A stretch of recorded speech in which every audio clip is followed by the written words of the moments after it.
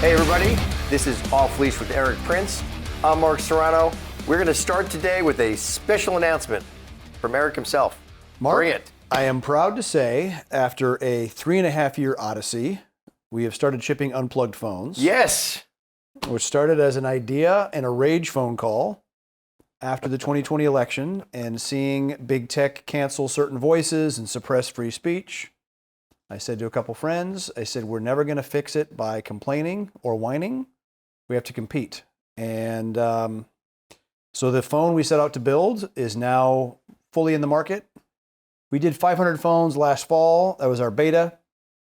And we now have 10,000 that have just received. We've already shipped the first 3,000 out to customers, and feedback has been great. And as we discussed, and it seems like the time is more necessary now than ever with the insanity that the FISA, not just expansion, but the massive enlargement of it that Congress passed, that now any federal agency can go to any company that's collecting data, all the cell phone data, where you go, what you buy, who you call, and what you browse, any of that message data, any pictures, anything else that's passing through these apps that's held by a company can be turned over to the federal government with no warrant or probable cause, just at the whim of an investigating federal bureaucrat.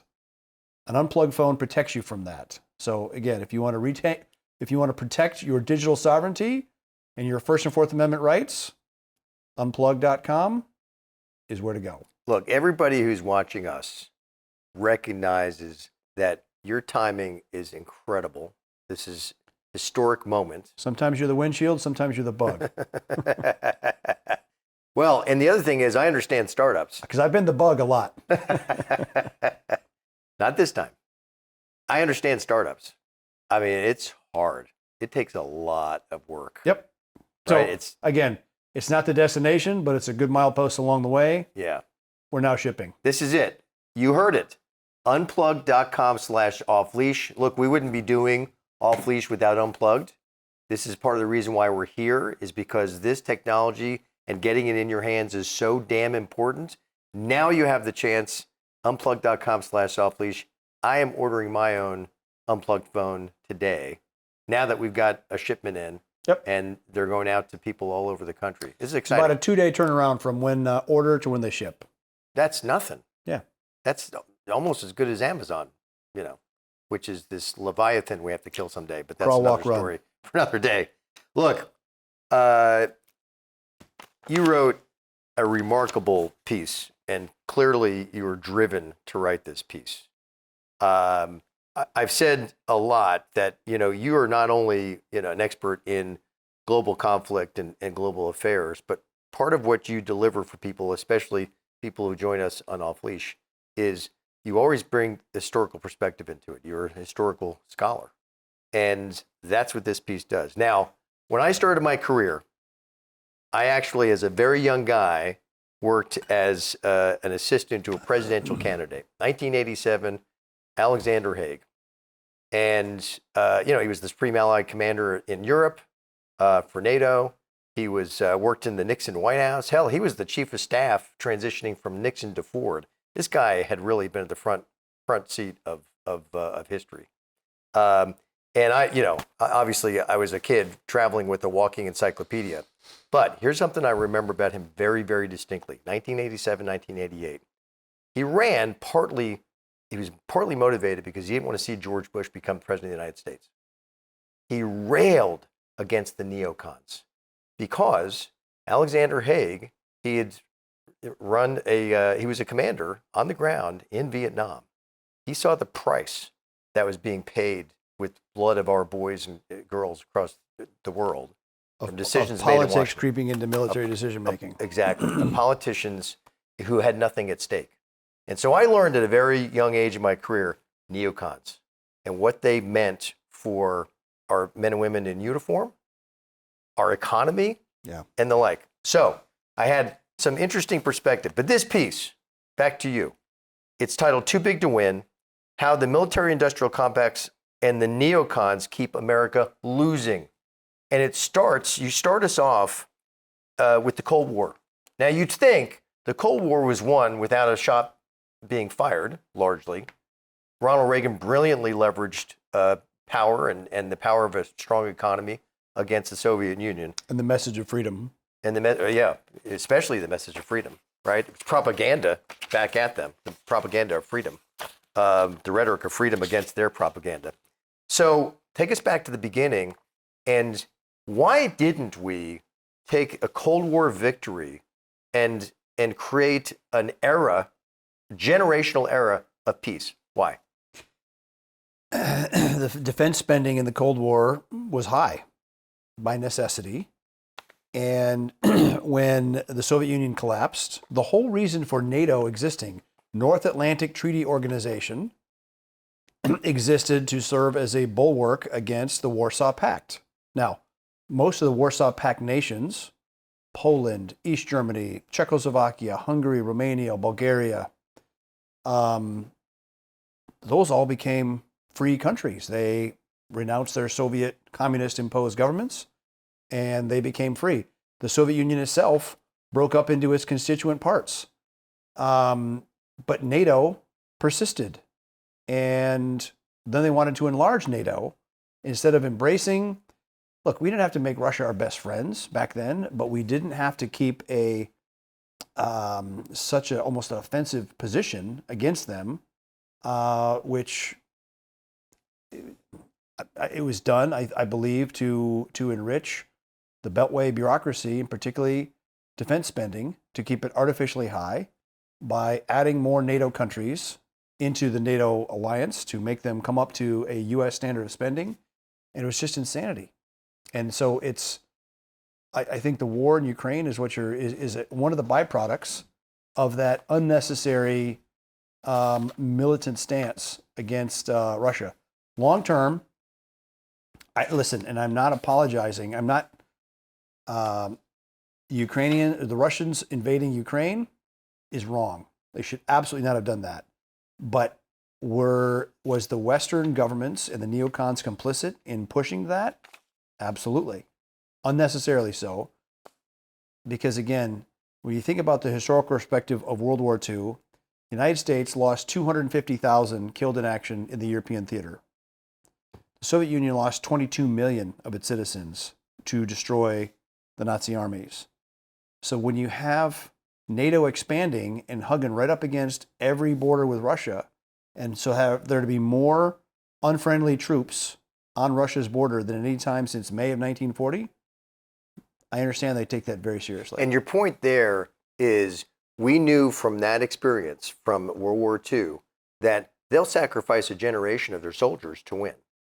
Yes. Right? Because they don't want to have any invading armies at the gates of Moscow again. Now, so again, Russia doesn't have to be our best friend. Mm-hmm. We don't have to be the constant antagonizing enemy. Cold War, almost hot war now. Long term, the goal of the United States was to keep German industry out of the hands of Russian resources, to keep them from combining. Mm-hmm. All this unnecessary war in Ukraine has done is push Russian resources into the hands of a much greater industrial power of the Chinese Communist Party. And so long term, it is in the interest of the United States to have some level of cooperation and relationship with Russia, because culturally we have a lot more in common with Russia than we do with China or Japan or India or Korea or any of the rest of Southeast Asia. And the real tragedy is if the left had not come up with the proven lie of the Trump-Russia collusion nonsense, Trump would have had the diplomatic space to make a deal with Russia. They can be our frenemies. They don't have to be our enemies. Mm-hmm. And pulled them out of the orbit of the Chinese Communist Party, which those resources combined with Chinese industry is a problem for the United States. The exact opposite happened. Those are two people we do not want to be allies against us, and that's exactly what they are now. So, sticking with the 80s, let me play devil's advocate for a moment. So, Berlin Wall comes down. We've got when Clinton took over, we were going towards this peace dividend. They were talking about, we don't have to spend so much money now. As a devil's advocate, could you say, well, the Soviets were so weakened economically, that was our moment to sort of flood the zone and make sure we maintained the peace? against an economically weakened adversary. They were weak for years, right? They were weak for years. And think about Putin's perspective. He was raised, trained as a KGB officer in the Cold War, and he sees Russia really embarrassed by the West. Instead of embraced as a friend and helped them to become an equal, that would have been a much better policy. But the neocons kept digging, kept pushing, and it was just really misguided. Okay, and so take us into Africa, because there seems in your piece, it seems that there's this period where on the African continent, there is conflict after conflict after conflict that the military-industrial complex exploited for sort of a further expansion of our interests. Is that a fair way to characterize it? There's a great book I read, and it's called Out of America, and it was written by the Washington Post Africa reporter, who's a black guy. He had no experience in Africa, but he's there for the meltdown of many countries. Big terror famine in Ethiopia, the Rwandan genocide, Liberian conflict, Sierra Leone, problem after problem, major ethnic slaughter, tribal conflicts, etc. And the default, in the article I talk about Sierra Leone, which had been overrun by the Revolutionary United Front, who had perfected long sleeve and short sleeve amputations and taking entire villages and stuffing them into a church and burning it. They would find a pregnant woman and take bets as to whether it was a male or female. And then I mean, horrific things. And you win the bet by opening up the opening mother. her up. And that's the level of evil was there. And a firm called Executive Outcomes was hired, some South African, later good friends of mine, and they stopped the war. They defeated it. They defeated the Revolutionary United Front, and all they wanted to do, I mean, they won the war within 6 months with never more than 200 guys, leading local troops, using local equipment, and just really good soldiering. 3 months after they'd ended the war, they were ready for an election. Executive Outcomes wanted to leave 30 guys in country as a quick reaction force. The mining firms did, just in case, to retrain the army and as a quick reaction force, blocked by the Clinton administration, by Susan Rice. We don't want any white mercenaries in the country. So what happens? So made it about race. Sure. And it comes back, the RUF comes back, this time in the form of the West Side Boys, another crazy criminal gang doing even worse. And this time they kidnapped some Irish Rangers, which was a UK unit out of Northern Ireland, held them hostage. The SAS came in, killed a lot of rebels, and that's finally, and 11,000 peacekeepers at a cost of $1 billion a year. So again, blocking the private sector, they blocked them. You had the Rwandan genocide, where you had the ethnic hatred for centuries between the Hutus and the Tutsis, and the Hutus used basically pre-planned staging of farm tools, machetes and picks and axes, and they slaughtered 1 million of their neighbors in Rwanda in 4 months in the spring of '94. 4 months. 4 months. 250,000. Basically, you're talking about 60 some odd thousand people a week. 8,000 people a day. A day. Mechanical killing. It's very difficult. And they did that. By machete. Yes. And Executive Outcomes made the offer to go in and solve it, because the Executive Outcomes had been working in Angola, won the Angolan Civil War, brought peace there. They offered it formally to the Clinton administration and the UN peacekeeping, denied, and 1 million people were killed. They had a proven record to show that they could create peace with literally only 200 soldiers. Again, right? the Washington elitist neocon default against the private sector actually solving problems. So someone reading this piece and maybe it doesn't have this historical perspective on Washington and the culture of the military-industrial complex will look at this and say, well, sure, Erik, I mean, they blocked, hiring contractors as a solution and so forth. But do you really believe that people are that greed-driven and that they would allow the slaughter of millions of people when there could be a solution to it? I mean, people won't believe that. I wrote the article to detail the litany, right? 1's a mistake, 2's a trend, 3 times is a conspiracy. And it's been at, they're exceeding 10 times now, where they've conscientiously veered away from a proven market-driven solution to stay with an all-government, high-cost, failing option.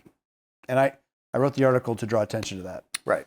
But it's all-government solution, but government's paying out billions and billions of dollars to these defense contractors. So it's a sort of government industrial complex solution. Yes, and it's a grift. So Congress spends way too much money on defense contractors, who pays an enormous amount of campaign contributions via almost a brigade's worth of lobbyists, thousands of lobbyists in the Washington area, which pays political action committees and directly to political parties and to specific members to keep spending more and more and more. If you think about how much of our national debt, we're now $34 trillion in debt. We had $12 trillion in total defense spending during the 20 years of the GWAT. So a huge amount of that money was spent very unnecessarily on a massively on an expensive footprint that was just not necessary to even combat the GWAT. So Eisenhower, of course, had warned about the military-industrial complex. So post-war America, we've got Korea, we've got Vietnam, and throughout the period, the Cold War is growing to sort of a fever pitch in the 70s.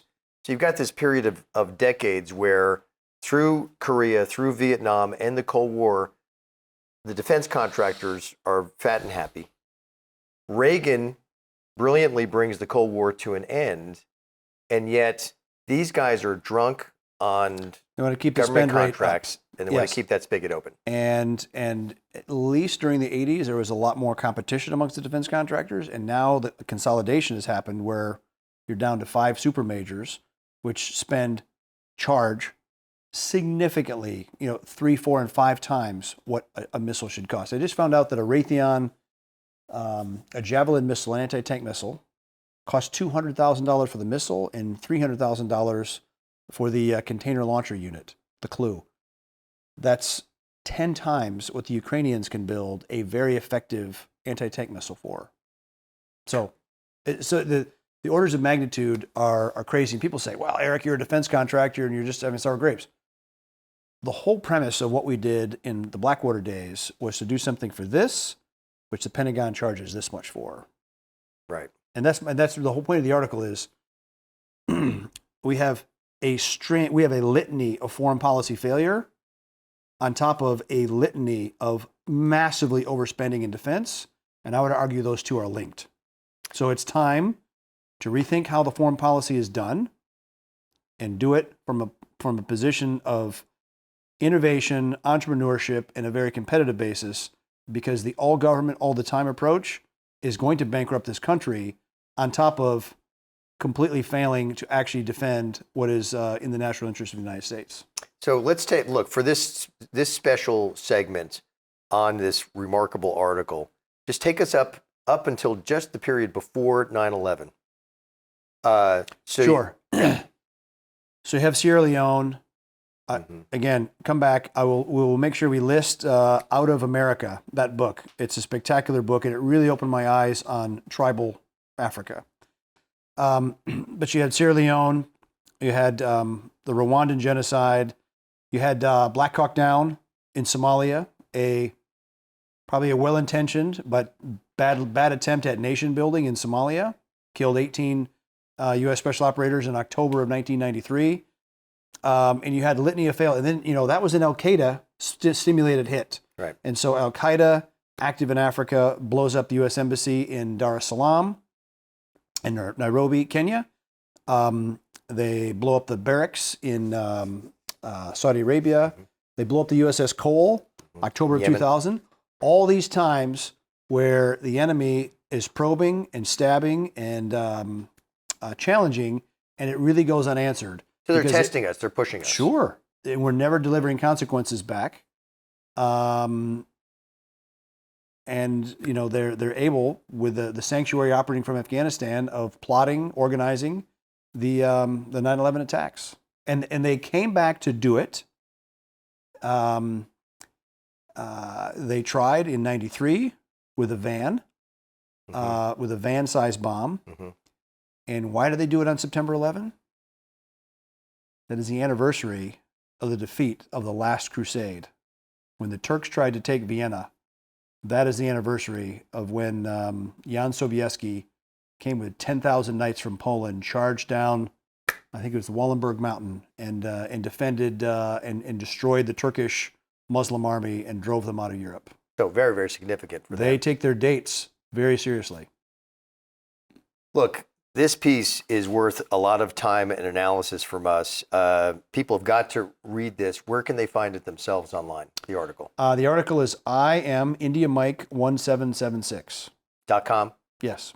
Okay. I am 1776.com is where you can find this article. And I posted it on Twitter as well. And so if you're following Erik on Twitter, you can find it there as well. Too Big to Win, how the military-industrial complex and the neocons keep America losing.